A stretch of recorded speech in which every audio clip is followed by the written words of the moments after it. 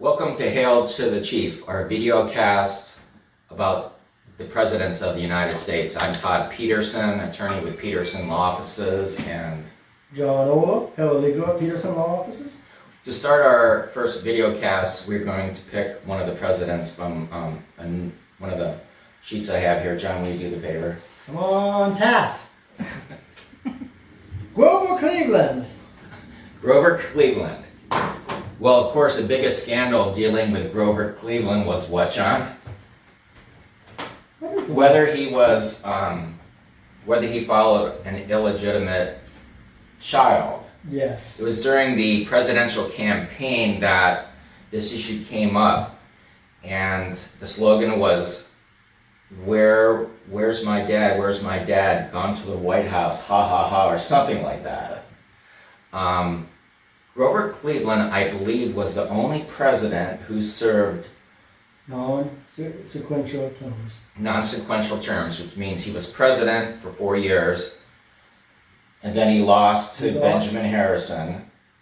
Grover Cleveland, Benjamin Harrison. Was it Harrison? No, it could have been Harrison. I think it was. You may be right. Maybe Yeah, and I think it was Grover Cleveland, Benjamin Harrison, And then Cleveland. and then Cleveland came back again. So 2 consecutive, non-consecutive terms. Yeah, so he actually has 2 positions in the president's. Yes, he does. Because currently we have 45 presidents, but if you count him, we would have 46, if you're going to count that way. Mm-hmm. The other thing that I know about Cleveland is he was the first president to be married in the White House. He was. Right. He was single his first term. I think it was the second term he got married in, wasn't it? Right, and that was the first wedding in the White House. And I believe the next wedding in the White House, if I am not mistaken, may have been Lyndon Johnson's daughter. I know she was married in the White House. It might have been Linda Bird. I feel like someone in Roosevelt's family may have got married. Yeah, Not Theodore. Although Franklin maybe too. He was there for 12 years. So. Well, Franklin Delano Roosevelt didn't get married. No, he didn't get married. I mean, there was no other president that got married, but some of them might. I feel like one of Teddy Roosevelt's children may have got married. I think they did. Alice may have got married during that. Yeah, I think so too. And of course, talking about events in the White House, just in recent news, there was a funeral for our current president of his brother in the White House, and the last funeral in the White House was, you remember, John Kennedy. Was it John Kennedy? Uh-huh. Maybe. And then, of course, going back to Lincoln's child, he had a funeral service in the White House. Willie, I believe, who died in the White House, actually. It was 1862. Right. So Grover Cleveland is also known, I think, for civil service reform. I think that was instituted when he was. That sounds right. Civil service reform, I know, was getting heavily pushed towards the end of USS Grant's term. Right. I think it was the Pendleton Act when they started having civil service reform and accountability for the civil service. Because before that, of course, it was all free for grabs. You could do whatever. Yeah, basically the president, whenever he was elected in office, people just came from all over the place to get jobs, and you hired every postmaster in the country. Every basically federal government position was up for grabs after election. And of course, Lincoln is well known. People will be just lining up in the hallway waiting to see him to get appointed and asking for favors and things like that. Well, really until the 20th century, I think in almost all the administrations, you could just literally walk up to the White House and talk to someone. Good. So, Benjamin Franklin, Grover Cleveland, and Benjamin Harrison. And of course, Benjamin Harrison was also related to another president, too. William Harrison. Yes, who was also known as the one president with the shortest tenure of any president in terms of length, duration. That's why when your mom tells you to put your coat on when it's raining, put your coat on when it's raining. Because he got pneumonia and dropped dead in 28 days. Right. And he gave one of the longest inauguration speeches. It's like 3 hours in the rain. So that's always a concern to have. And of course, the other 2 presidents that were related was our second president, John Adams, and John Quincy Adams. Yep. As was the Roosevelt's cousins. Yeah, Theodore Roosevelt was first cousin First cousin, I believe. to Franklin Roosevelt. Yeah, I think it's maybe second cousin. It might have been second cousin, but they were cousins. And then Eleanor Roosevelt, Franklin Roosevelt's wife, was related to Theodore Roosevelt. Yeah, I think she was a first cousin because I think she was daughter of his sister. I'm pretty sure. Oh, brother, actually, brother. His brother had alcohol problems. Who, Theodore Roosevelt's brother had alcohol problems. and then, of course, so Eleanor Roosevelt's maiden name was Roosevelt. Yep. So she didn't have to change her name. No change in the name, no change in the initials, just. And of course, she was such a progressive first lady. Is probably the first modern first lady, I would say, Oh, in definitely. terms of what she did. I mean, she basically was a real advocate for certain priorities that she felt were important when she was in the White House, when her husband was in the White House. I would say she revolutionized the office of the First Lady. Before that, the First Lady was really just more of a welcome people to the White House and shake hands and, plan gatherings. And after her, it became, well, there was an agenda usually with the First Lady started developing because she was very passionate about progressive ideas and that, and she helped, especially in the 30s, and keep Roosevelt on track to staying progressive. And then after her husband passed away and Truman took over, she was, I think, nominated to be the UN.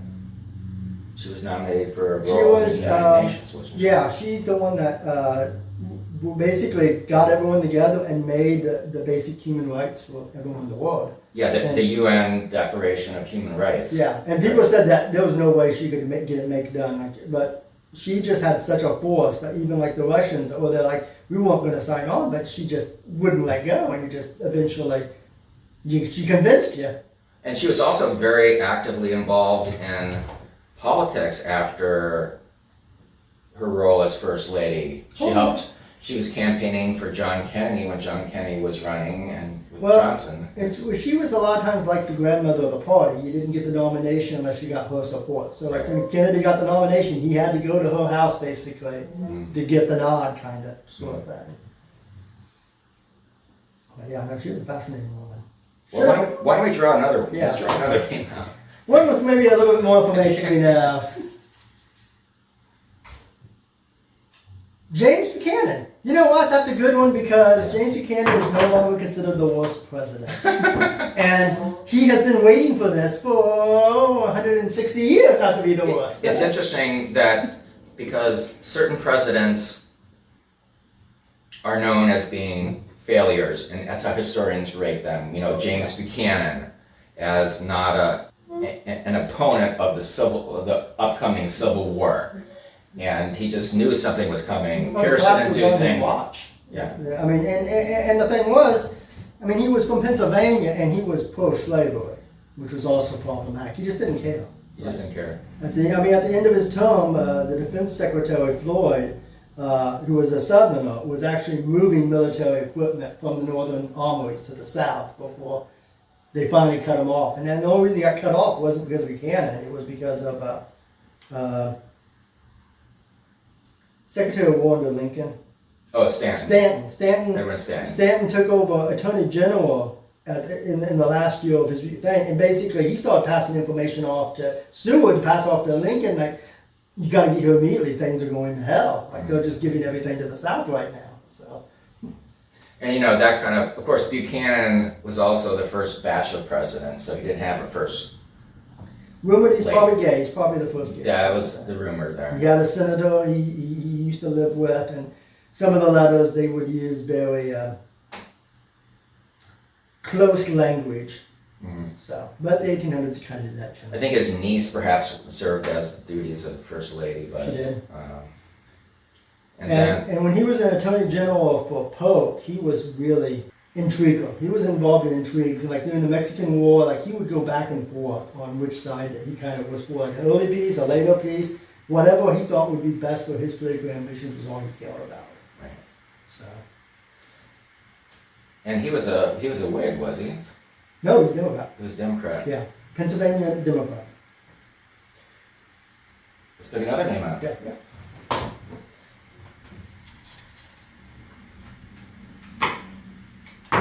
William McKinley. William McKinley, of course, featured right behind me, William McKinley. Part of your wall of assassin presidents Assassin and presidents. depression. Of course, William McKinley was one of at least, I think, 6 or 7 presidents from Ohio, which is called the birthplace of the presidents. And William McKinley was one of the last presidents who basically campaigned from his front porch and didn't have to go out, kind of like today, what's happening with... Well, they're still traveling out today. I mean, back then, though, you didn't even campaign for yourself. Like, you didn't come out and do a speech for yourself. That was considered bad manners. You didn't even vote for yourself, really. Like, that was considered all bad manners and all wrong. You expected that people would come to you to ask you for the nomination. Like, you didn't go to the convention. They would come and tell you, you've been nominated, would you accept it? And then they would all campaign for you, basically. And then in political, of course, the conventions back then were really political oriented, that it can go either way. I mean, usually the most popular candidate was not the one that was going to be nominated. Most candidates tried to be the dark horse one. You knew that was the way you were going to win, because unless you got just lucky on the first run of voting, you didn't get the nomination. People would start swinging around, and dark horse candidates would start popping in. And of course, William McKinley was propelled into office by Mark Hanna, one of his major proponents, big businessman in Ohio, and Hanna was a big influence throughout McKinley's term as well. Manifest Destiny, pretty much under him too. Spanish-American War. Spanish-American War. And the press it was probably the glory days of the muckraking press. It was, and that's actually something important I think to talk about today. Is we talk about a lot of press issues now, and it was the press that really shined lights on a lot of stuff going on back then. I mean, a lot of people don't remember before the 20th century though. Then people would make cigars in an apartment and have like 50 people stuffed in this apartment making cigars. I mean, you had trust in everything. And then, of course, that was the muckraking period, and when what's that book? I think it was a real famous book. I forgot the name of it, but it was about the horrors of like canning industry. And of course, William McKinley's vice president, Theodore Roosevelt, was not expected to ever be president. I remember Mark Hanna said after McKinley died, we never expected him to become president. In fact, the only reason he became vice president was because he was so young. Was the New York political organizations in New York City and New York State didn't want Roosevelt at all. He was too aggressive. They couldn't control him, and they were like, make him a vice president, because no power was derived from the vice presidency. And unfortunately, McKinley gets shot, and then he is president, and that's the worst nightmare. And he's buried in McKinley's tomb in Canton, Ohio, which I visited. So that is our first episode. Hail to the Chief. If you like our broadcasting channel, like and subscribe and comment. Thank you. Thank you.